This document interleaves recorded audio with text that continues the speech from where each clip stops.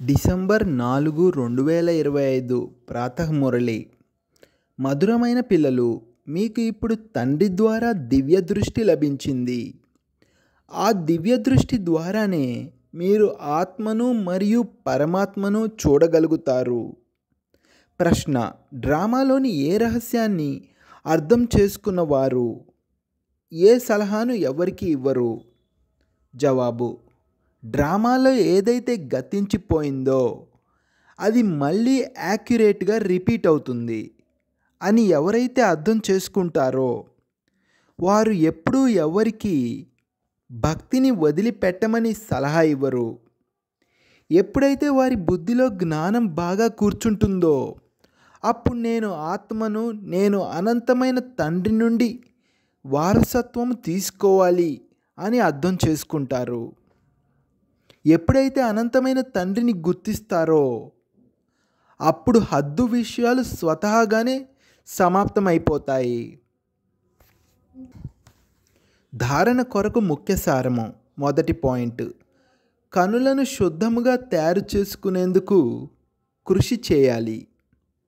సదా బుద్ధిలో ఉండాలి, మేము ప్రజాపిత బ్రహ్మకు పిల్లలము, పరస్పరంలో సోదరీ సోదరులము. అశుద్ధమైన దృష్టిని ఉంచుకోకూడదు. రెండో పాయింట్: శరీర నిర్వహణార్థము కర్మలు చేస్తూ బుద్ధి యోగాన్ని ఒక తండ్రితో జోడించాలి. హద్దులోని విషయాలన్నింటినీ వదిలి అనంతమైన తండ్రిని స్మృతి చేయాలి. అనంతమైన సన్యాసులుగా అవ్వాలి. వరదానము: బాబా అనే పదం యొక్క స్మృతి ద్వారా కారణాన్ని నివారణలోకి పరివర్తన చేసే సదా అచలముగా స్థిరముగా కండి. ఏ పరిస్థితి అయినా అది అలజడి కలిగించేదిగా ఉన్నా బాబా అని అనగానే అచలముగా అయిపోతారు. ఎప్పుడైతే పరిస్థితుల చింతనలోకి వెళ్ళిపోతారో అప్పుడు కష్టం అనేది అనుభవం అవుతుంది. ఒకవేళ కారణానికి బదులుగా నివారణలోకి వెళ్ళిపోయినట్లయితే ఆ కారణమే నివారణగా అయిపోతుంది. ఎందుకంటే మాస్టర్ సర్వశక్తివంతులైన బ్రాహ్మణుల ఎదురుగా పరిస్థితులు చీమ సమానమైనవి కూడా కావు. కేవలం ఏమి జరిగింది, ఎందుకు జరిగింది అని ఆలోచించేందుకు బదులుగా ఏది జరిగినా అందులో కళ్యాణము నిండి ఉంది, సేవ నిండి ఉంది అని భావించాలి.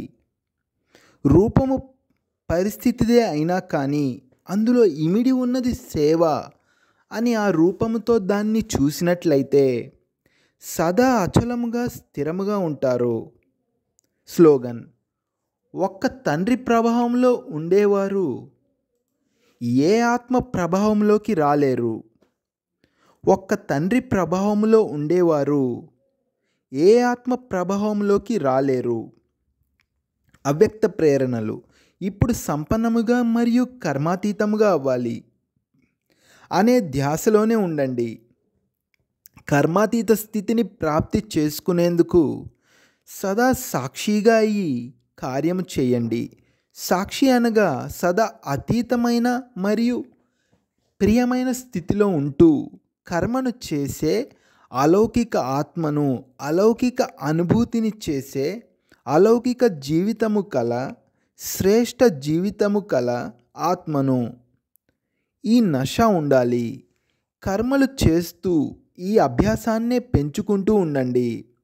అప్పుడు కర్మాతీత స్థితిని ప్రాప్తి చేసుకుంటారు. ఓం శాంతి.